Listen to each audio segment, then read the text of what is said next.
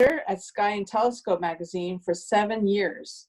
He's the author of the RSpec software, which received the Sky and Telescope Hot Product Award in 2011. Tom is a popular speaker who has spoken to hundreds of clubs via the web at many conferences, including NEAF, the NEAF Imaging Conference, PATS, the Winter Star Party, the Advanced Imaging Conference, SCAE, and others. His enthusiastic style is lively and engaging. He promises to open the door for you to this fascinating field. Take it away, Tom. Great, thank you. Hi, Willie. Good evening, everybody, and thank you so much for the invitation to speak tonight. Alex, thanks for helping me get in. And Jack, also thanks for making the arrangements to make this all happen.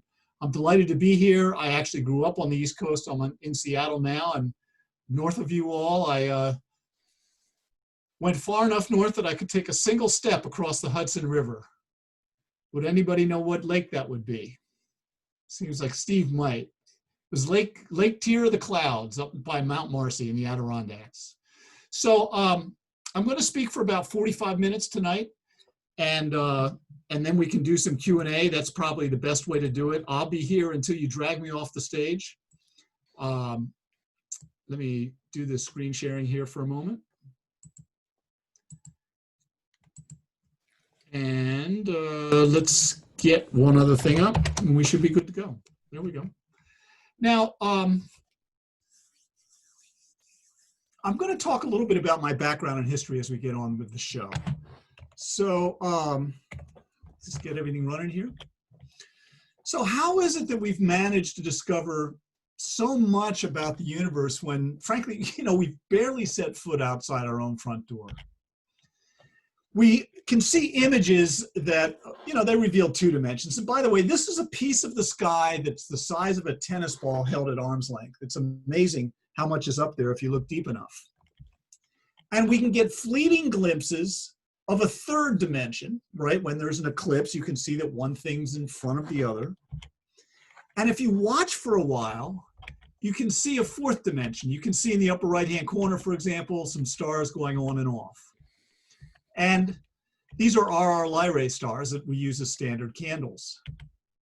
And if we spread the colors out, and this image was actually captured on Lake George about 2 months ago, we get a as if 5th dimension. Just aesthetically, I love these colors. It's just the transition from dark blue to light blue and into the greens. It's just the transitions are so gradual. And this reveals our stars and other stars as if barcode, where we can identify components of the star. In fact, there's lots of things we can do. About 80% of the astronomical research that gets done using spectroscopy. You can see what the star is made of, if it's got any radial velocity, if it's spinning, and I'll show you examples of many of these this evening, and what its temperature is and where it is in its life cycle on the HR diagram, and even distances, how far away it is. Now I'm going to go through some numbered items here. This will be the most number of words you see on any one slide tonight. But I wanted to talk about why you might want to capture star spectra, what might interest you. And I'm going to show you examples of many of these and be talking about them. But it occurred to me recently it might be nice to just summarize them here. And this is a great one. And I know there are some great imagers in the club.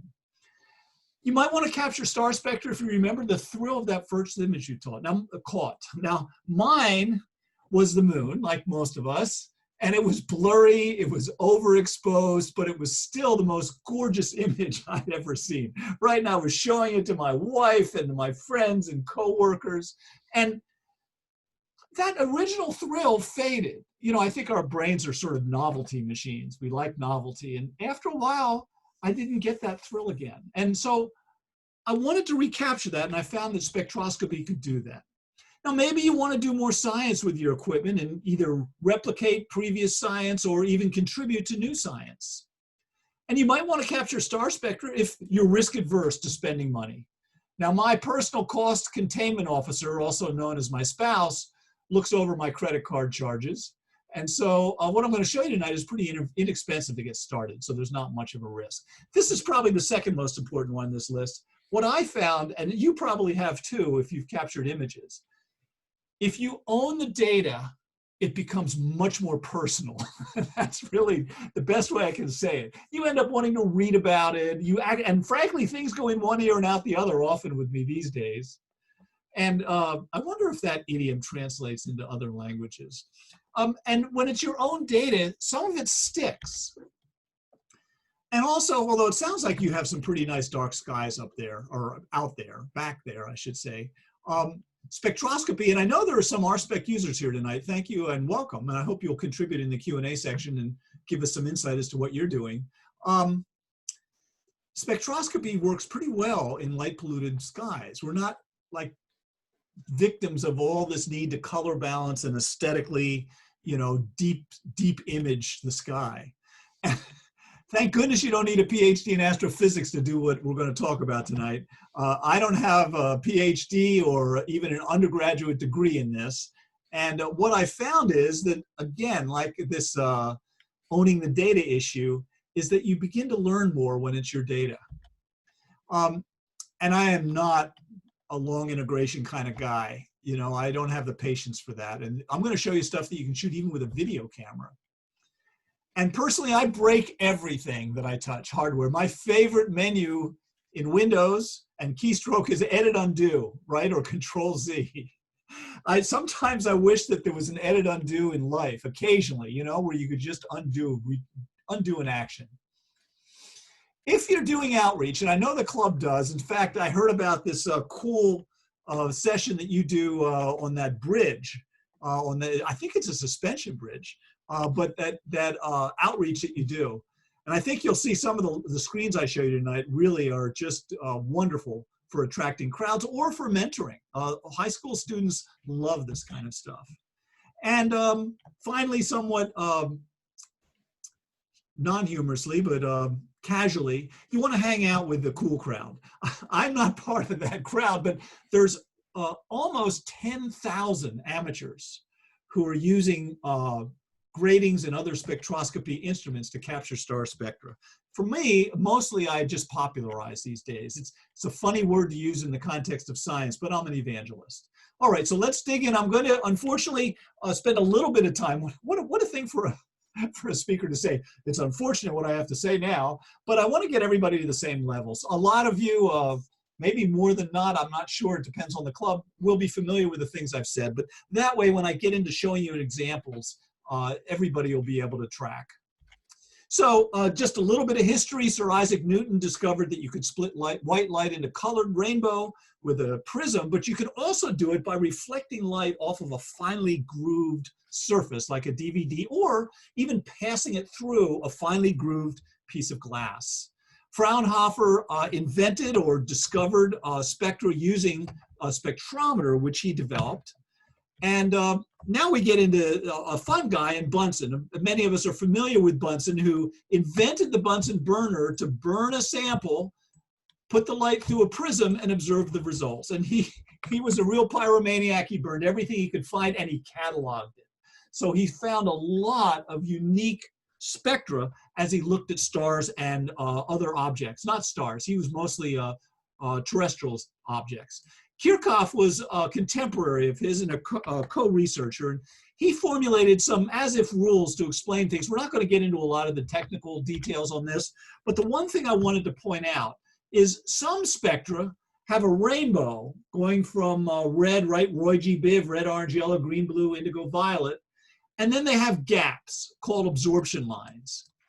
And other spectra are just black with emission lines. Now, which you get, Kirchhoff talked about, and we won't tonight, depends on the temperature of the gas and other things that are associated with the source of your light.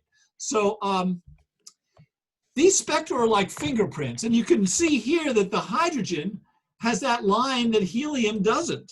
And in fact, the hydrogen lines are so important, we've given them names, and you can see them there. It's the hydrogen bomber lines.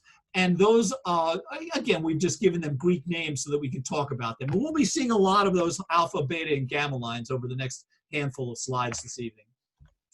Here is the only chemistry table we'll show you. Notice that there's hydrogen. There's the hydrogen alpha, beta, gamma lines. But notice that helium over here is very different lines. So they really are fingerprints. Every element has its own. Again, lithium, the battery in your cell phone or laptop, for example, has a different spectrum than the hydrogen that's right above it in the periodic table. This is a poster that I actually created years ago. We actually sell it.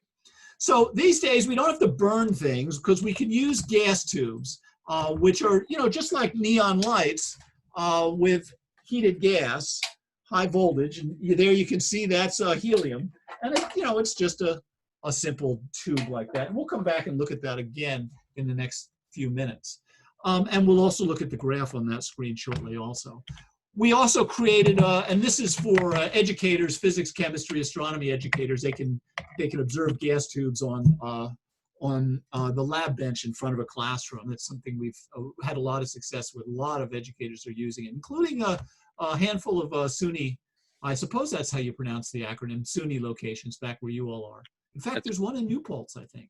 That's correct. So in 1835, we're going to jump a little bit around in time here. Auguste Comte said, basically, the stars are too far away. We'll never know what they're made of. But several decades later, we were able to observe any number of stars and begin to understand what the spectral could explain to us. Now, so far, every astronomer I've mentioned has been an old white man. I want to show some women because they've also contributed and continue to contribute to the field, and they deserve that recognition. Annie Jump Cannon and her computers were prohibited from getting access to telescopes because they were women. So instead, they were assigned and did incredibly well at examining these spectrum plates, astronomical plates, and observing patterns and coming up with an invaluable classification system for stars. Priyavada Natharaja is a contemporary. She's at Yale and she works on gravitational lensing and black holes. Nancy Grace Roman was the first PhD astronomer, got her PhD in the late 40s of the last century, and her vision was the Hubble Space Telescope, and she made it happen. Remarkable accomplishment. Elisa Quintana is exoplanet observer and has discovered exoplanets around red giants right in the Goldilocks region where they might have liquid water. And Jedediah Eisler is at Dartmouth, and she studies supermassive hyperactive black holes. So this is just this is a relatively new slide for me. You could have seen me referring over to my notes. As I started researching this, it was like going down a rabbit hole. There were so many interesting biographies of women in the field who have not been sung heroes and need to be. So just a little bit more of the science. How do we get these emission and absorption lines in spectra? Again, many of you may be familiar with this. The Bohr model of the atom has electrons going around in orbits, and when they jump between levels, they can give off energy, and sometimes that energy is visible. So when you jump from this level 5 to level 2, you give off light that is sort of purple. And different jumps give off different colors. And down on the bottom there, you can see our beloved, and you'll be seeing them a fair amount, as I mentioned, hydrogen alpha, gamma, and beta. Alpha, beta, and gamma lines. So I love this photo of Einstein with Bohr. Look at his posture. I can't even get my arm up that high. He was a violinist, so maybe his arm was pretty loose. But here are some professional spectrographs. The one on the right is in southern France and discovered the first exoplanet spectroscopically. So this is a spectrograph on Hubble getting serviced by the space shuttle. Now my son, when I showed this to him, he said that is not an astronomy instrument. He said, that's a refrigerator and it's filled with beer.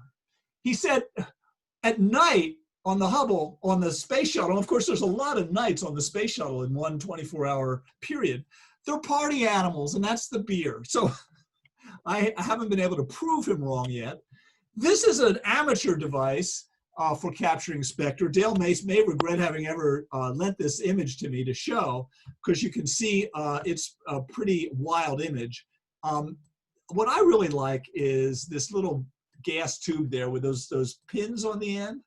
I picture him with alligator clips, clipping them on, high voltage. And the problem is if he draws a spark, he's going to ruin his night vision. But it doesn't need to be that complicated. What I wanted to talk about and show you examples for tonight was this grating called the Star Analyser grating. You can see it there, and in fact, for fun, I'm going to turn on this helium gas tube, and now you can see multiple spectra across my image there on the shared screen. So, and you can see, oh, now there's even a better one up just where it just meets my head. A lot of spectra lined up tail to head. So with this grating, it's amazing what's doable. It's about $200. So this is an example of how simple it can be done. There we can see the grating on the lens cap threads of a DSLR, and there are hydrogen alpha, beta, and gamma, which means we have detected the hydrogen on this star that we're observing. Notice there's no tracking.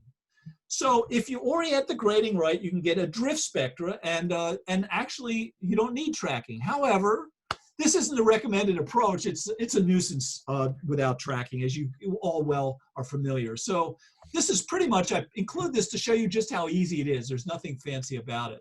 There's lots of other ways to mount Star Analyser grating. You can thread it onto most any camera. This is a ZWO video camera. It can be a color camera, black and white, fits, JPEG, doesn't matter. It can also be threaded onto a cooled fits camera or inside of a filter wheel. And this down here, as I showed you on the previous slide, is pretty cool. There's the grating, and we actually have an adapter that adapts the lens cap threads to the 1.25" for the grating. So again, a DSLR running like this, it's not a lot of aperture either. So it's a little bit of a challenge, but a lot of people do it because it actually performs better than a telescope in terms of resolution with the Star Analyser. So there are more expensive devices that we're not going to talk about much tonight, but I'll show you a couple examples with these. These have a slit, which give you a lot higher resolution spectra. They're also, because they have a slit that might be 20 microns across, it means acquiring and tracking on your target becomes much more challenging. But these typically, people after they've used the Star Analyser for a few years and know the ropes and understand what they're seeing, step up to. So some people do both. You can see there down at the bottom is a high-end device, and then piggybacked with the DSLR on the telescope is a Star Analyser grating. And we just fell out of the show, so I hit escape one too many times. So let's pop back in. And so we're done with all that background stuff, the history, the theory, the equipment. Let's now get into some of the examples of the kinds of things that we can do. You have a star, you put a grating in the light path, you get a spectrum. So here's our first example, and it's a, what a funny word. I've never used it at all. It's a humdinger. So this is captured by Torsten Hansen, and he used, what, an 8 or 9 inch Newtonian with an imaging source video camera. Each of these is a different spectrum. These are in temperature order. So in Obia Fine G Kiss Me order, the hot stars are at the top, the B stars, and then we have A's and F's, and then down here are the cool type M stars. Look at the differences there. Just by slapping a grating on a video camera, we can actually do science here. We can tell the difference, for example, between a hot star and a cool star. Look at the differences in those spectra. The cool star has these wide bands down here, and that's because the stars are cool enough that some gas in the atmosphere in the outer layer of the star contains molecules that don't get burned up, titanium oxide.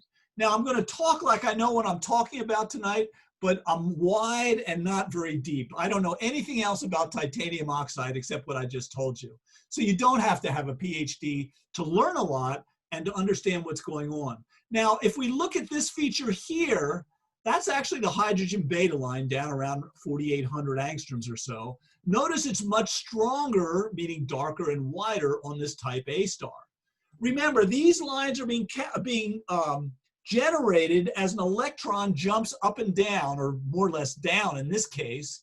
And these hot stars above it in this drawing, these are so hot, these B stars, a lot of the electrons just get ionized right past that level and are gone. And these stars down here are so cool that the electrons, not all of them get pumped up to that level to do that drop. And then, of course, these really cool stars down here, it sort of looks like a two-headed snowman there, doesn't it? they don't have any hydrogen electrons going up to the level that is needed to create that line sufficiently that we can see it. So this is science. It's qualitative at this point, more or less, but I love this image. In fact, this is a good point. You know, my wife always tells me I need to dress for success. So I want to, you know, for this slide, because I think the color coordination works best in this slide. And, you know, that's the hydrogen beta right through there. And, you know, I just haven't, my hairstylist just hasn't been open for a long time for some reason. So it's, you know, and it's also gray at the roots here. It's pretty upsetting to me. And, you know, some of it gets in the way. But this is an important accessory to your spectroscopy work. So now, in that crosshairs that I just put up down there, there is a very small amount of dimming. I don't know whether you can see that it just isn't quite as strong. But you know, to do science, suppose I captured a spectrum with Hubble, and I wish, right? And then I wrote a paper and I said, yes, we used Hubble to observe this object and we saw a little bit of dimming, sort of in the robin egg blue. That's not science. We're still qualitative. So in order to talk about this quantitatively, what we do is we graph that data. It's a simple graph. Basically, it's an intensity graph. So that star is narrow and strong. So this peak is narrow and high. And this data goes brighter, brighter, wider, wider, dimmer, dimmer, thinner, thinner, and so does this. And the great thing about plotting the data is that barely perceptible dip in the crosshairs we can now see in the graph very clearly. Now we're doing science. Now we can study the full width half maximum of that dip, where it's located, how it compares to other dips at different times on different stars. So the issue here is, how do we get that graph? So my background is I wanted to do spectroscopy. I'd done some imaging. I was a little jaded with it. And so I got a grating. I went out of my backyard, which is literally out that window, 1 August in 2009. My C8, I set it up. I'm 3 miles from downtown Seattle from Pike Place Market. And I captured some video. And you know, it sort of looked like that. In fact, this is literally that first spectrum, you know, sort of out of focus star. And then the next day, Sunday morning, I came inside to try and create a graph, and I tried some of the freeware that was out there, and I just couldn't get it to work. I needed a rotate function it didn't have, but the freeware was crashing. It was in mixed languages. Some of the screens were in other languages. It was really frustrating. I gave up. I quit. And I told my wife, this is a hobby. I'm supposed to be having fun, and this is not. And I took the grating, literally, just put it in a drawer, in the back of a drawer. But it kept bugging me because I wanted to do this science. And so what I ended up doing was, you know, like on a Wednesday, I said, okay, this weekend, when I have some time, I'm going to write a program just to create the graph, just for myself. And so I did that on Saturday and had fun on Sunday. And now 5,000 or 10,000 hours of programming past that, the software is almost done. I didn't intend it to become a product, but I showed it to friends, and they liked it. And I figured if I was going to put the time into it, I ought to share it with other people. So what I'm going to do now is, just for a minute or two, I want to share the software screen so that you can see what it's doing. Give me a second over here. Okay, let's go like that. So this is an image from either a video camera, monocolor, fits image, DSLR. You can see the star, you can see the spectrum. Maybe you can see a gap right there on your screen. In order to get the graph, we just bracket in the region we want to examine. And then over on the right, we can see the graph. Again, this peak is the star, and this thing with all those dips that we really can't see clearly here are very clear over here. My biggest worry when I started doing this is, okay, I've got dips now. How am I going to figure out what they are? As I am proudly proclaiming, I'm not a PhD, and I'm not proud of that. I'd love to be a PhD. So remember, Bunsen created that catalog that I mentioned. He burned everything he could find. Well, built into the software is a similar catalog of different elements. So I can come down here to Hydrogen Bomber and say, would you put up on this graph an overlay that shows me where the Bomber line should be? And look, we've got a dip there. We've got a matching dip there. We've got a matching dip there. And almost a matching dip, not bad over there. It'll get better in a moment. So that's pretty good evidence that we've now detected the hydrogen on Vega with a webcam, first time out. So now, this can be prettied up a little bit, and we do that by adding the fill there. And this is actually a video. So I'm going to turn the video on. It's going to play. It's a recording I made that night at 2 frames a second. You can see it's jumping around because our seeing is jumping around. And the last thing we can do, just to turn off that pretty there for a moment, is I can turn on stacking in the software for videos. And you'll see some of these features really get deep and clear. Okay, let's pause that. So that happens to be water vapor in the air for which we launch various airborne telescopes and space telescopes to get above. So I'd like you just in your mind's eye, I'm not going to quiz you, but just remember this image. I didn't mean to zoom in. I meant to do that. Remember this image here with those various hydrogen lines, because I'm going to throw it up on the screen in about 15 minutes again. So that's all I want to show you with the software. So let's clear that. I'll minimize this, and I will come back to the show. So this is a wide field DSLR image just to show you there's a star, there's some emission lines, there's another star, there's some absorption lines. So this is the kind of thing that we can do. So some time ago, Janet Simpson in the UK sent me this spectrum. She captured it on a DSLR, small lens, with 30 seconds of exposure with one of those mechanical trackers. Now I have a confession to make. I couldn't remember what a Wolf-Rayet star was when I looked at this. And like I said, things go in one ear out the other. I probably read about Wolf-Rayet stars a half dozen times in 20 or 30 years, but Wikipedia is our friend these days, and basically a Wolf-Rayet star is a late stage star where some of the outer shell is gone and we can see down towards the core. And when we look at the graph of that, we can see some carbon on this late stage star. It's the carbon that's the result of the sequential burning of different elements in that star. It's like soot, right? And we're able to see it with a DSLR. It's really amazing. And also the other thing is, these are, as you'll see in some of the others we look at tonight, these are very broad. And that's because these Wolf-Rayet stars have very high stellar winds, which has the effect of broadening that peak so that we can see it with our low resolution spectrometer here. So on the other hand, if we look at an extended object, this one looks sort of interesting, right? The Ring Nebula. But that's because it really only has 2 colors. Colors you're familiar with from various photographic filters or reading that you've been doing. But if this object had a continuum and wasn't a point source, if M57, because it's extended, if it was an extended object, this would just be a smear, the spectrum. So that's when the slit comes into play. And I'm going to show you an example of a slit spectrum here. Here's our beloved M42, and you can see the same hydrogen and ionized oxygen, but really nice, small, narrow, great full width half maximum images. And these are, again, on a very extended object. So that's what a slit does for you. So I'm going to stop the slideshow for a second. And what I want to do is stop screen sharing for a second.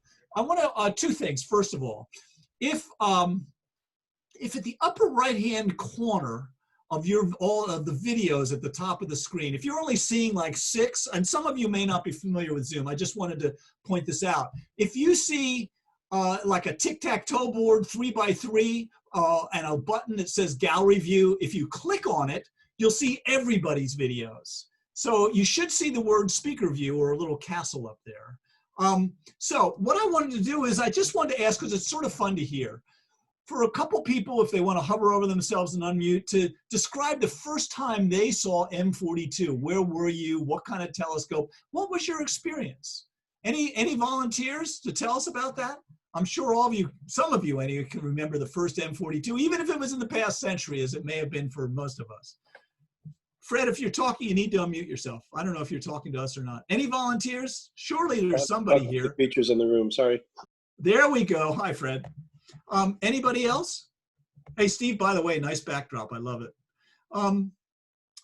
Nobody? Okay. All right, well, in that case, yeah, I'm going to tell you my experience. So first of all, let me go up and share my screen. And we'll get back to that slide. So my experience was, it was just before Shoemaker-Levy 9. I knew nothing about telescopes. I went to a star party in Denver. And it's fun to remember when you didn't know anything. With the observing field, all I saw, what looked like to me, were like circus cannons that they shoot people out of. Of course, they were Dobbs, but I didn't know any better. I queued up. They were looking at M42. The person running the telescope, much like many of you, were extolling its beauty and its history. And when I got up to the telescope, I was really excited, and I was really let down. I'm being honest here. It was like, so what? It's a smudge, right? It's like, looks like fog or a cloud. It's, you know, it's not, there's no color, there's nothing.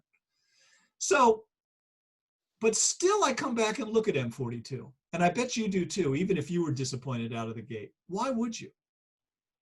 Well, I think the reason is, and I think you'll agree with me, it's because we now come to the eyepiece with more understanding. And when we look at it, we are bringing that understanding to the experience, and it becomes much deeper and more interesting.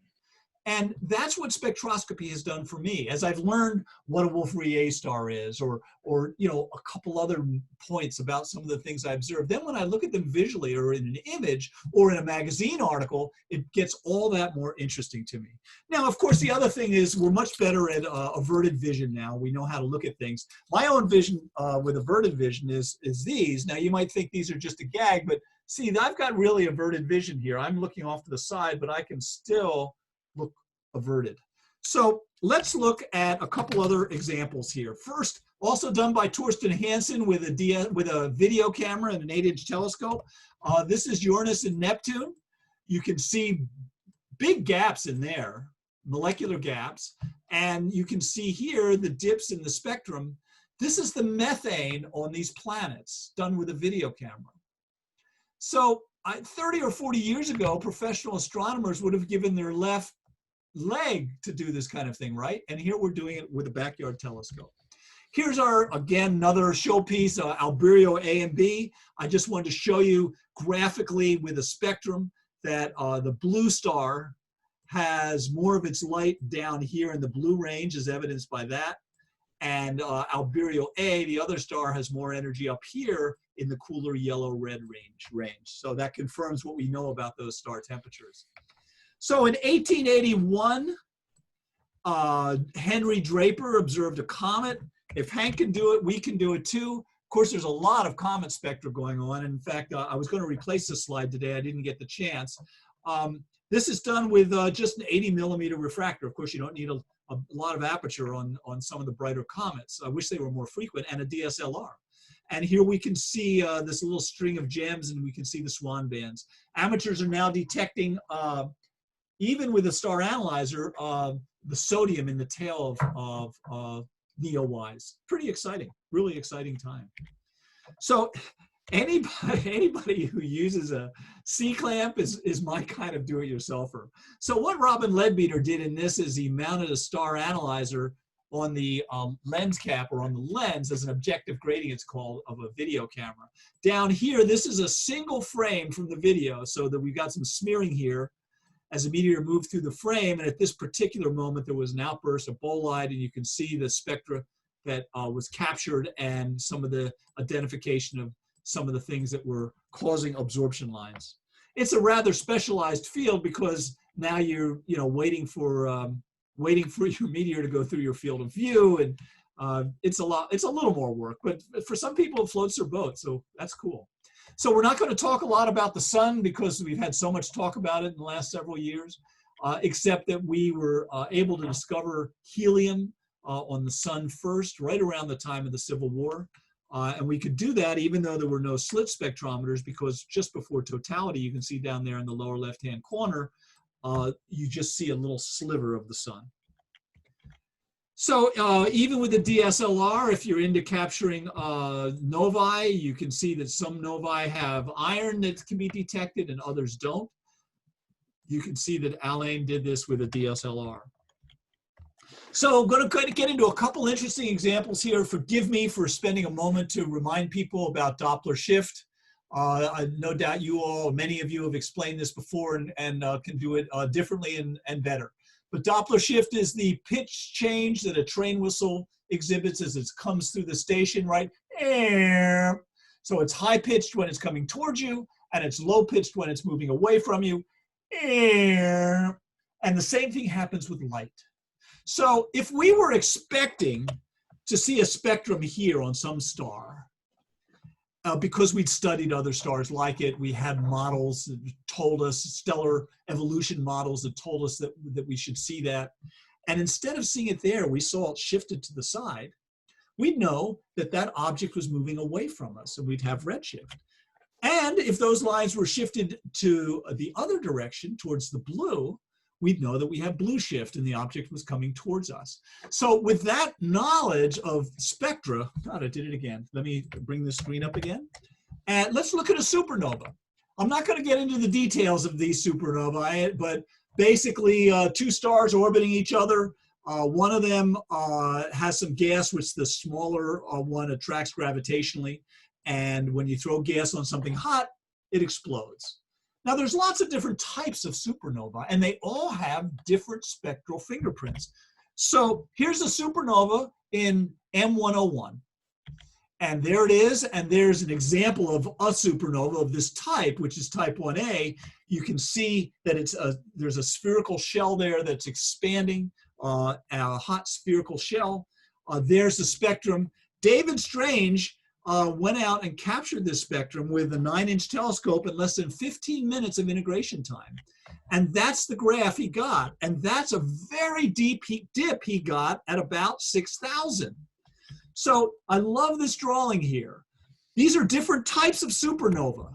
So this particular type of supernova, which is two orbiting stars, notice that very big dip down around 6,000. That's ionized silicon. That's how we identify a type 1a supernova. You can see these core collapse supernovae don't have a deep dip in that region of ionized silicon. So what that allows us to do is determine the type of supernova. So David noted that wavelength. It's 6150. Now bear with me here. This is pretty quick and interesting. So there's the 6150 that David observed from down here of this feature. So if Bunsen had burnt silicon, beach sand, for example, stationary right in his lab, he would have seen it at this wavelength, that same dip. Now, I couldn't remember the Doppler shift formula. It had been 30 years since I'd played with it. Again, Wikipedia is our friend. Even I can do that math. When I plugged the numbers in, I was now detecting the blue shift of that shell of the supernova coming towards us. And that's with a 9-inch telescope in less than 15 minutes worth of integration time. So many of you may be familiar with this guy's name or face. Adam Rees won the Nobel Prize in 2011 for work he and his team did to measure the accelerating cosmological expansion in the universe. And he used type 1a supernovae to do that. I think he probably used equipment a little bit more sophisticated than this. But it's fun. It's fun for me, and maybe you too, to use some of the same tools, some of the same standard candles to observe these kinds of objects. If we have time, I'll mention an email exchange with him later. What about looking at the spectrum of a black hole? Pretty cool. So David Hayworth in Portland was able to observe 3C273, our brightest of supernova, of quasars. There it is, and there's its spectrum. And we've blown it up here, and there's two little dots, and there's the graph. Now this fellow, Martin Schmidt, was 25 years old in the mid-1960s. He stared at this, and the reason I know this story is because there's a wonderful transcript of an interview with him online that I can get you the link to if you ask for it by email or whatever, contact form on my site. And he could not figure out what these lines were. And as part of the process, he was just trying to eliminate what they weren't, right? So he said, okay, I know these aren't hydrogen lines, but we'll throw up a hydrogen bomber series. And this is the screen from my software I asked you to keep in your mind's eye: hydrogen, alpha, beta, gamma, delta, and so forth. And he went, well, they don't match, so at least it's not hydrogen. But then he noticed something. They do match. But in the object, in the blue curve, they were really shifted to the red. So there was an enormous amount of redshift. The discovery was that that indicated this object was 2 billion light years away from us, and yet we could still observe it, which meant intrinsically it must be enormously bright to still be visible at that great distance. So we named these objects quasars, and we now know a little bit more about where they come from. And as amateurs, we can do some very simple Doppler shift math again and calculate either the velocity of that object or the cosmological expansion or the distance it is if we use the Hubble constant. And that's done on a backyard telescope. Pretty amazing. Now, what's amazing to me is this light is 2 billion light years old, and yet it still has information in it, in each atom, in each hydrogen atom. Not the light, but the photons were affected by those atoms, and that information that we can extract and learn something about what created this light 2 billion years ago, or 2 billion light years away. There are some things in the universe that don't age quite as well as that. This aged beautifully, 2 billion years, and still recognizable. Here's Martin Schmidt just a few years ago. Now, I live in a glass house. I shouldn't be throwing stones at people who've aged, and I know that my audience, looking at some of your videos, you know what I'm talking about here. But this is really just a fantastic use of low-resolution spectroscopy. So we're going to look at a couple more examples here. So far we've been looking at lines like these hydrogen lines here on Vega. Now we looked at some carbon, we've looked at some helium and some others. But if we want, in fact, let's look here at how wide these lines are in angstroms. Well, that line, if we just look at its approximate width, right, it's about 50 angstroms wide on that x-axis scale there, right? So if we want to drill down into this feature, this hydrogen alpha feature, and look at the details of it, then we need more resolution. And for that, we need one of those expensive slit spectrometers. But when we do that, and we look at this feature here in a slit spectrometer, let's compare the moon to Vega on 2 graphs. So the moon is in blue, and Vega is in fuchsia, I will call that. And notice that that hydrogen alpha feature is offset. The moon isn't really moving towards or away from us. Vega apparently is, using the Doppler shift formula, at 30 kilometers a second. But notice to measure that, we had to get down to sub-angstroms. No more of this 50 angstrom stuff. You know, we're down to less than an angstrom to actually see that detail in the dip. And that's the kind of higher resolution that you get from a higher resolution device like a slit spectrometer. So now I have one more example to show you, and I've got a visual aid for that. In fact, I've got 2 visual aids. I've just started using this tennis ball. It would be sort of silly to have used that as a visual aid for that, that deep Hubble field. It just doesn't bring a lot of value, but here it does. And this is why I have it. This is in fact, we're going to use this later. I'm early there. This is a spinning star. And there's light here and here coming towards us, right? And the star's spinning like that. So this light is blue shifted because it's coming towards us. So it's got blue Doppler shift. And this light, notice my hand's disappearing over here. So it's moving away from us. We have red shift. So we have blue shift and red shift. Now, normally, we'd expect these dips to be very sharp. But if you smear some of this light towards the blue and some of this light towards the red, then you get a squashed dip like that. And that, you can see, is Altair. We have now measured the rotational broadening and used that to determine how fast that star is rotating. So you can see Vega has a nice deep dip, but Altair doesn't. Now, I forgot I don't have a slide for this. And again, many of you are familiar with this, but for the first time here, since I've got a good visual aid, I just want to real briefly talk about how we discovered the first exoplanet. Here's an exoplanet and here's a star, and the exoplanet is going around. And the exoplanet has some mass, so it's pulling the star a little bit towards you, and then a little bit away from you, and then a little bit towards you, tiny little bit, a little bit away from you. So when that happens, that means the star has blue shift, red shift, blue shift, red shift. And you can study that shift and conclude that there is something very small causing that star to go back and forth. And that's how we discovered the first exoplanet. That's very difficult to do as an amateur because the amount of shift is very small. Most amateurs who observe exoplanets do it with photometry. So let's finish up here. What do you need to get started? Well, I mentioned the Star Analyser grating, and it's an 1.25" grating. There's a lot of information on my site about that. You need some sort of camera, most any kind of camera, as I've belabored ad nauseum over the last 45 minutes.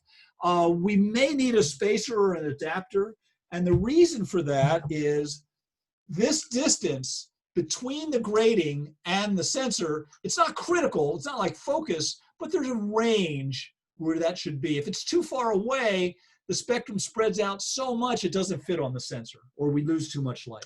So, but there's a calculator on the site, and I answer lots of questions where people send me their telescope, and I tell them if they need a spacer. And finally, software. If I was a better marketer and salesman, I would have mentioned the name of my software repeatedly. The software is RSpec for real-time spectroscopy. There's other software out there, as I mentioned, freeware. The authors of those are friends of mine now. They're great programs. They're just a little harder to learn in many people's opinion and use. So that's what you need to get started. Also, there's wonderful resources on the web. I just want to show you this one book that you can see called out there on the right. The cool thing about this book is, because my worry was, as I mentioned earlier, how will I know what all these dips are and what they mean? So here's a spectrum that's called out, which in itself would be, okay, big deal. So there's some nitrogen there. What do I care? Why does that matter? But the other cool thing about this book is it's got lots of prose, which explains what we're seeing. So whether it's a book like this or some of the others I've linked to on the site, there's lots of resources. My website has some wonderful, if I may say, tutorial videos. There's no 400-page manual to read. You can download the software for free for 30 days. And there's also, on the same download page, there's a link to a YouTube video. A couple years ago, I taught an in-person workshop to an AAVSO meeting. The sample data as well as that video are available here. So you, tonight or tomorrow, you could sit down and work through that hour-long workshop side by side with a video, a tutorial, and my software and the sample data. And when you were done, even if you're an armchair astronomer and you don't even have a telescope, when you were done, you'd have it in your bones. You'd know how spectra are captured and calibrated. As I mentioned, the AAVSO has taken a lot of steps over the last 5 or 10 years. Stella, like Arnie, both professional astronomers and understand the importance of spectroscopy. I'm speaking to them again later this summer and this fall in their annual meeting. They really have really upped their game. They have a spectra database, and so things are moving well for them. There are opportunities to do professional amateur collaboration, not as many as we might like, but the database that the AVSO has and another one in France are some of the first steps that are making that more of a reality. So in the last 45 minutes, as well as the last several hundred years, we've come a long way. Fraunhofer was, as you recall, was a colleague, a co-researcher with Bunsen. He invented the spectrometer, and about a half a century before that, and Kirchhoff was Bunsen's friend. So we are standing on the shoulders of giants, and what's remarkable is that we get to do that and either make new discoveries or see the same things that they saw in their time. For me, that has really deepened my experience and appreciation of the night skies. I'd also, again, like to thank the club for the outreach work that you all do. Hopefully, there'll be more of that coming up as things open up. Here in Seattle, we're envious of those graphs that we see of COVID in the New York area. They're just splendid and reveal what intellect and civic responsibility can do. But when that happens, again, thank you so much. It's, I think, one of our big responsibilities as amateurs to give back for the opportunities that we've had and the privilege we've had in even wanting to attend a talk like this means that we've gotten exposed to lots of wonderful things. So thank you so much. I love answering questions either now or from the site or direct email. I appreciate your smiling at some of my jokes. And again, thanks again. I appreciate it. All right, marvelous. Thank you. You're welcome. Questions? Tom? Thanks. Tom? Yes. I've used your software. It's very easy to use. Great. Thank you. Do you have a Star Analyser grating? Yes, I do. Oh, cool. Great. Well, I got it quite a while ago. I think the prices were about half of what you're charging now. It was a long time ago. Yeah. It's inexpensive enough. In fact, I went looking for Steve Skinner's name because it looked familiar. And there was a Steve Skinner who bought our grating probably 4 or 5 years ago from Nebraska. So you have a namesake, Steve, in a different part of the country. But thanks, Greg, for piping in. I'm glad that you found it easy to use. Did I do it justice in terms of talking about what can be done with it, do you feel? I think you can do a lot more than what you've indicated. Really? Tom, I am that Steve Skinner. Oh, you are? Okay. I Yes, wondered.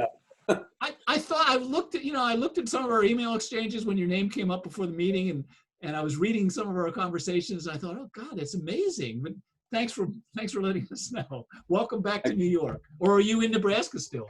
I'm in Nebraska. I hope that our program chairman can have you come do this for us in Nebraska. I'd be happy to. Yeah.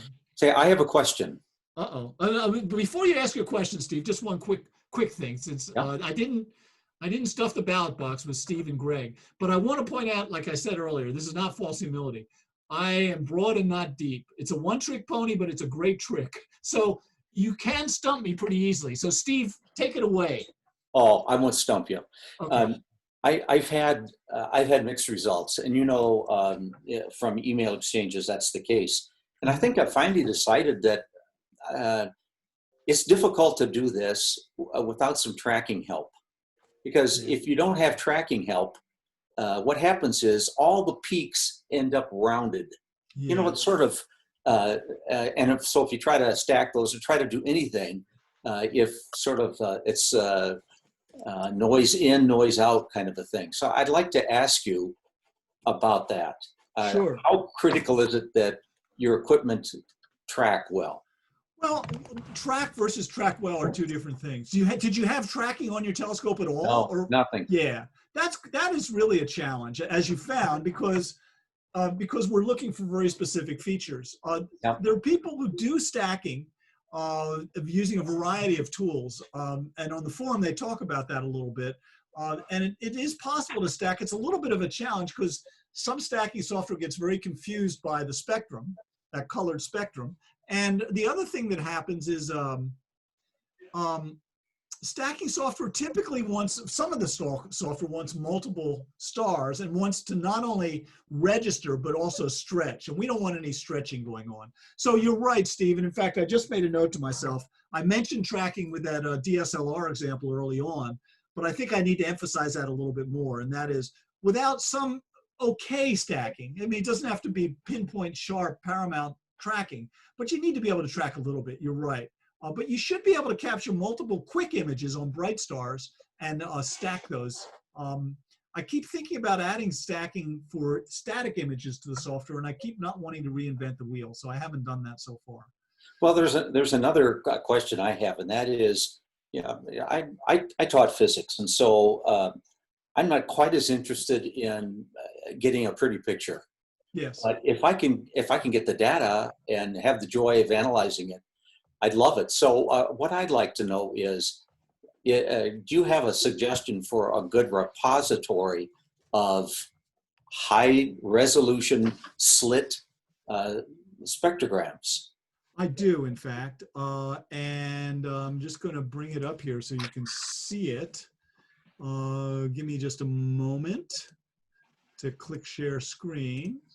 There we go. So the French have always been at the leading edge in spectroscopy. And just making sure there's nothing here that would embarrass me. I'm not sure what that would be, but it looks okay. And it's a BESS database. Now, this is in France, and it's BE stars are type B stars that have an emission line. You can see there, they're supergiants. And there's a database here that's pretty good.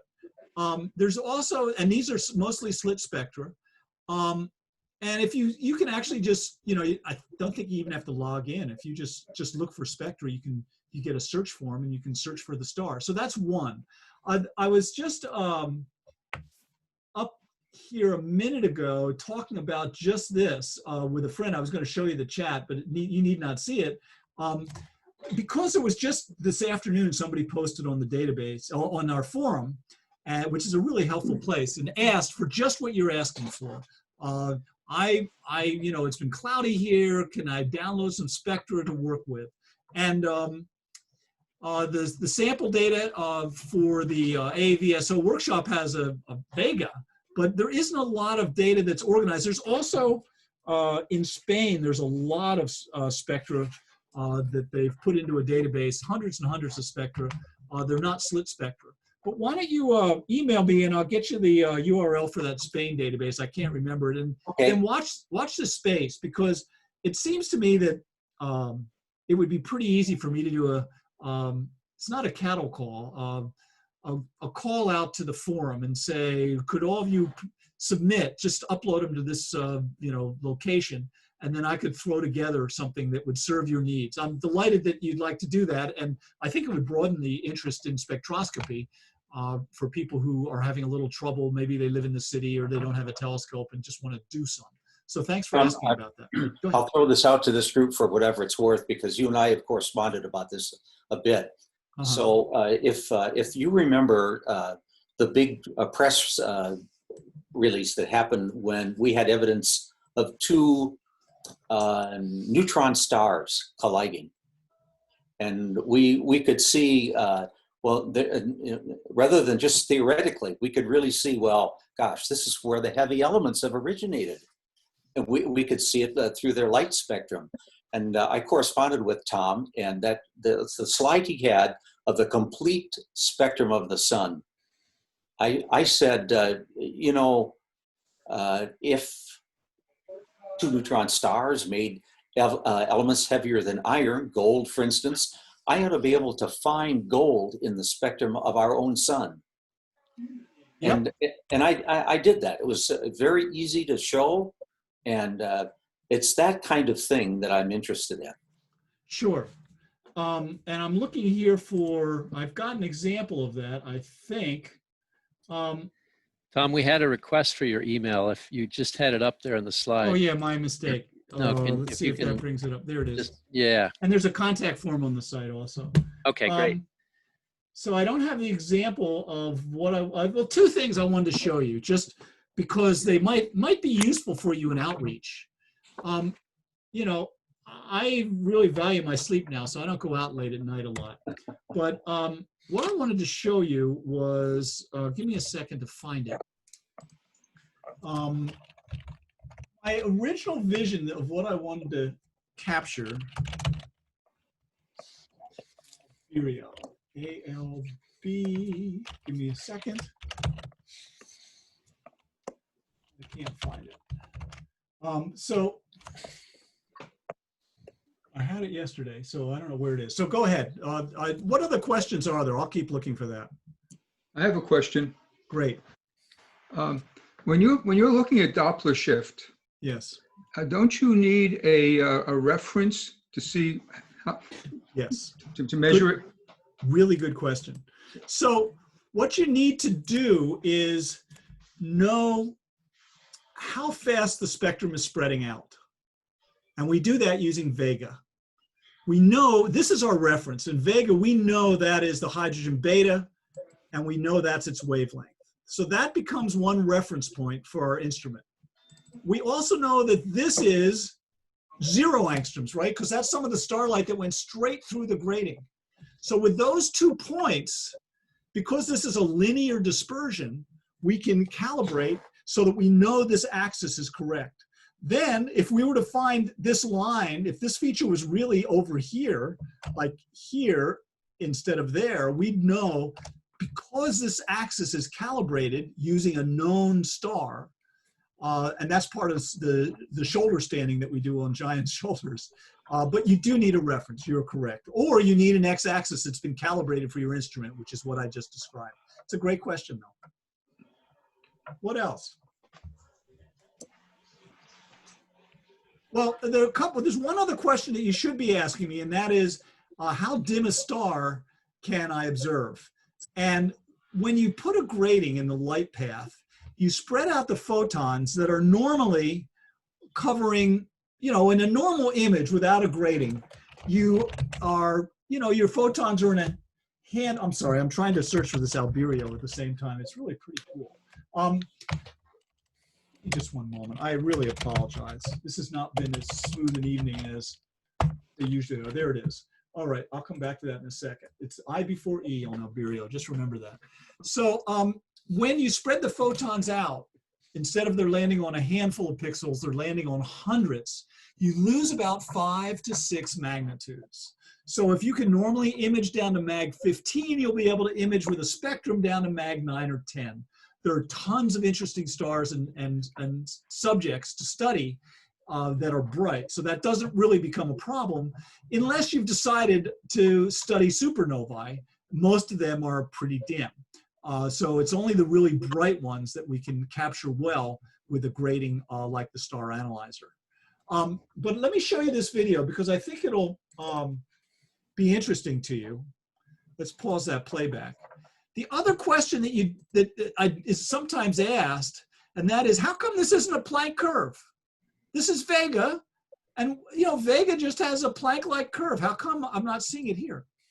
Well, let's put up a professional spectrum that's been corrected for all the changes that a telescope might add or a camera might add. So the software has a professional reference library built in, and Vega is a type A05, so I'll pop it up. And there's what you might expect to see, and you would see from a professional device. Why does our curve drop? I don't think we're seeing your screen. Oh, thank you. Oh, I really appreciate your telling me that. Let me pop that up and share my screen. And there. So let's close that for a second. You can see the screen, right? Now we can. Okay, thanks. So my curve here in my spectrum goes up like that and then drops down right there. And yet a professional spectrum wouldn't. And here's this professional spectrum. Here's the reference library. We're looking at a type A05 star. Look how the professional one keeps climbing and ours goes down. Ours goes down because our camera loses sensitivity as we get into the infrared, or excuse me, ultraviolet and infrared. So we have to correct this curve, our curve, to take into account our camera's QE curve. Now, again, there's a handful of steps you do. There's videos that teach you how to do it. Once you've done it once for your camera, as long as you stay pretty high up in elevation, so you're not getting a lot of extinction, then you can correct your camera so that your curve looks like the professional curve. And that's what I wanted to show you on alberio. So this is alberio A and B. This is actually a video. I'm going to play it in a second. There's the quantum efficiency instrument response curve that takes into account my camera and the grating. And look at this curve over here. You can see alberio A, which is very hot. Excuse me, that's alberio. Oh, that's alberio B. It's a type B star, and most of its energy is over in the hot region, as we'd expect from a Planck-like curve. Now I'm going to start this video. You can see in real time the scene was changing. And in a moment, you'll see that I'm going to come with the mouse and drag that sample box to the other star. This is the cooler of the two stars, only 4,000 degrees Kelvin. And notice the shape of that curve now shows that most of the light is over in the red end of the curve, in the cooler end. So now we're detecting star types in real time. So whether it's this type of curve, this may be more technical than just seeing my software curve without the reference. This kind of thing here really plays well when you're doing outreach. The jumping around, the colors, and what I think you'll be surprised by is how many people people who've been privileged to get an education and then watch Neil deGrasse Tyson's remake of Cosmos. I think it's show 3. They know what a spectrum is. Many people do these days, and for them to see it in real time, I mean, if you can communicate one concept, and that is the rainbow has gaps, which helps us know what's on the star, that's a huge win for a star party. So anyway, what other questions? I carried on a little further with that answer, but I wanted to talk about calibrating in general, not only wavelength calibration, but also intensity calibration. What other questions do people have?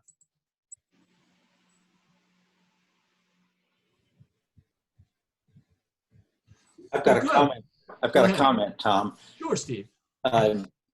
So I got myself some diffraction grating and put it in, and you can get it in a cardboard 35 millimeter slide. And I have some of those with me when I do outreach. We normally think of sodium lights as obnoxious things, but they're really a teachable. It's a teachable moment. So if I have people, a few people are on my telescope, use the handheld slide with the diffraction grating and look at a sodium light. They see the bright bands and they see the absorption bands of sodium. And then if you can show those in any celestial object, to me, it's a really powerful thing to see, well, sodium doesn't make any difference if it's here on Earth, if it's in some star. I agree. That's a fantastic way to do it. One of the things you can do with lights, these happen to be 3D glasses, but they make glasses which have the grating material built into them, and the students can just put them on and see the sodium lights around.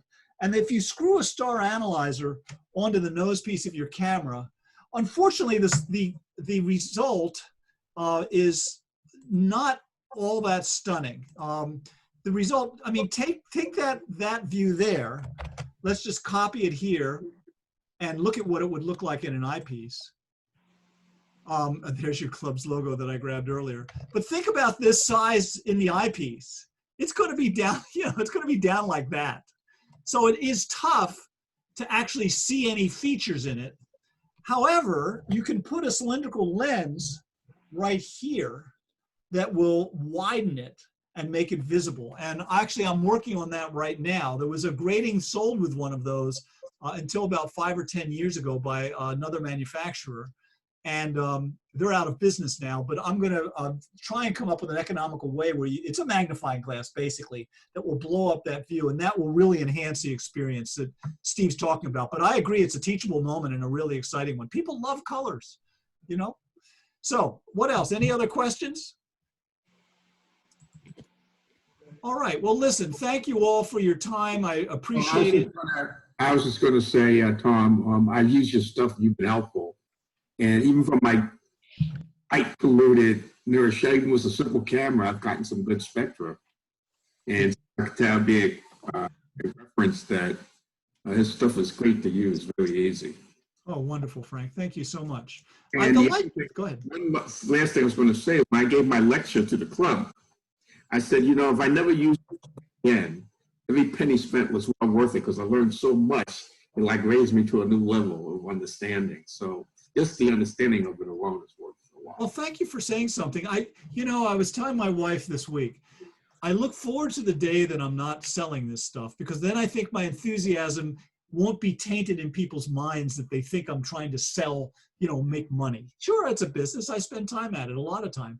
But as you've heard tonight, this is authentic enthusiasm. I'm still startled that I'll tell you one last story, and that was, I've been talking for years about how I'm startled that these dips that we can see in the graph are happening at the subatomic level, right, or at the atomic level, and that we can see them. We can see the effects of those dips, the effects of, that molecular electron motion with these coarse eyes always fascinated me. And then the other day I was thinking, same thing with all this. All the colors that you're seeing right now around your room and on the screen are all because these very macroscopic eyes are able to detect the effects of such atomic microscopic events. It's sort of trippy. It's pretty amazing. Anyway, anything else? Well, listen, I'm going to go upstairs, get some dinner. I hope to hear from you if you've got questions. Thank you so much for inviting me and for all the work that you do, and to Jack and Alex and others to help make this happen. And have a great evening. I hope you all hang out and socialize after I'm gone. Thank you so much, Tom. Thank you, Tom. You're Thank welcome. you. Just Thanks. one thing I want to say is that bridge that we do programs on, it's Yeah. a railroad bridge. Oh, it is? It's not a suspension bridge. I was going to bring Yeah. that up too. I think it's called a Yeah. box bridge. I was worried about that because I think Jack was telling me that a lot of people go out on it. So I was thinking maybe it's not a suspension bridge. It's But I the was. most popular state park in New York. Where is it? It's between Highland, New York, and Poughkeepsie. Oh, It's like 2 hours north of New York City. sure. Yeah, Okay. I Tell you what, Yes. just a quickie. I'll start a screen share and I'll pull up a page on it real quick just Oh, for wonderful. fun. And since we It's can- walkway.org. Yeah, that's what I'm going to do here. It's a railroad bridge with no railroad. right. Yeah, it was made I mean, into a if you go to pedestrian a- bridge. Do people walk over it just in normal times? Are they? Yeah, interested? it's a Yeah. very popular attraction here. Uh-huh. It's the most popular state park in all of New York. Really? Yeah. People Wow. ride on it, Bicycle, and walk they've on it. they've been letting us out rollerblade. once a month until COVID. Yeah. That's That's it? not it. That's not it. That's interesting. That's not The it. bridge you can That's see a from picture. it. The other bridge that you can see from it. Really? That's a Come on road now. bridge. What That's- bridge is that? That's the Mid-Hudson Bridge. Okay. I have a question, because I used to Sure. work in Poughkeepsie, and I've walked across that bridge. How do you get your equipment out over there, though? That's a long way, heavy equipment. Willpower. Sheer willpower. Now Dollies. We they- use dollies. Oh, you use dollies? Yeah, they because, have a golf cart that sometimes they'll help us with. yeah, 'cause that's a long way. It's like 2 Yeah, miles that's across. That's it? that's basically it. And the other one underneath it is the one that you were seeing from it. So Right. this is looking south from the north end of the bridge, but that's just the basic structure of it. Do they I'll have take the a picture thank here. you from the drone picture? I don't know. Where is that? Let's see. That was a good aerial view.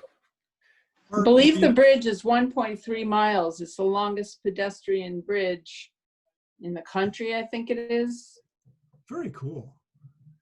And by It the is way, are really cool. Sue and Alan French members of this club, or is it a different club in your area? You know, apparently not this club. I didn't get any nods. They Name's are, not familiar to me. Okay. I think she's Rockland, isn't she? She's talking about French from Astronomy Magazine. Yeah, they could be rock. Sky and Telescope. I think it's Sky and Telescope. No, and by the way, I've had a booth at NEFA on occasions, and I hope maybe to have one again when things open up. Oh, look at that. I think she retired. Yeah, she's retired. She's doing a little writing, but she's not writing. She's not a columnist at Sky and Telescope anymore. That's very neat. And the sky's dark enough that you can get some good views during your star parties? Not No. really. we look at planets, but we get lines up at scopes where lots of people want to look at Saturn and Jupiter and Mars, and Sure. that's okay. Yeah. During the day, we watched Mercury cross the sun. Oh, Yes. that was the other thing I wanted to show you. Oh, and so the other thing that's great about the bridge is that I can put a model solar system out on it, and it fits quite well with Ottewell's 1,000-yard model. Oh, really? Yeah. So if we put the sun on, now the bridge has long entrance ramps, but if we put the sun over the west bank and go all the way across, Neptune comes out about the east bank. And then Wow. there's a long entrance ramp, and Eris is right at the gate. So I How wanted to far show- is it? How far is it from the sun to Earth in your model? 26 yards. 26 yards. Yeah. Well, And- if you'd like to have fun, give somebody a message and have them start from the sun and have them deliver it to the Earth. And as they take big strides, you say, no, that Too has fast. got to take a certain amount of time. That's take you 8 minutes. 8 That's minutes. gotta take you 8 Minutes and a few seconds. Right? So It's really- that's another version of the model of the solar system, is that you use the time instead of the distance. And that's good on a long car trip. You just start a clock and then, okay, we just passed Earth 8 minutes. And then I did that on a long trip to a conference, and of course 9 hours later we're coming up on Pluto. Are there less mosquitoes on that bridge at night since you're so high and maybe there's a breeze and over Yes. the water than you were in a park or something? I believe that's true. I wanted to show you just one other thing that you might use in your star parties. The people who make, if I can get it loaded here. People who make, there it is, some of the slit spectrometers make a solar spectrometer. This is a iPhone video I made for a friend, so it's really terrible, but it'll give you the idea. And there it is, and basically there's a lever right here that just moved out of the field of view that you'll see it again in a moment, that lets you tune this to a different window in the spectrum. And then I'm going to just hold the phone up to the eyepiece. Now this doesn't, oh, there we go. This doesn't have to be tracked because it's just looking at the sun. So you just sit it there and you'll get an idea. It really is much more stunning in person. So there's the magnesium triplet, 3 lines that are associated with magnesium. And then I'm reaching down and pivoting that little lever. Now we're into the hydrogen alphas right there. So this is, it can augment, what I do is when I go out with my Lunt hydrogen alpha, if I've got other people working with me, we'll set this up and do a dog and pony show that talks about spectra. And again, the only problem with this is, there's the sodium doublet down in there. And it's, like I said, it's much more beautiful in person. Again, even qualitatively, just to move that lever and see the colors just changing from one to the other. But it's about $1,300, which makes it a little prohibitive for some people. But if you're looking for something for the club to invest in for outreach, that might be a tool that would be helpful. Cool, thanks. Yeah, sure, my pleasure. All right, time for dinner for me. Have a great evening. Don't stay up too late, kids, playing on your computers. Loved your presentation. That was really great. Thank you. Thanks, Alex. See you later. Good night. Good night. All right. Outstanding.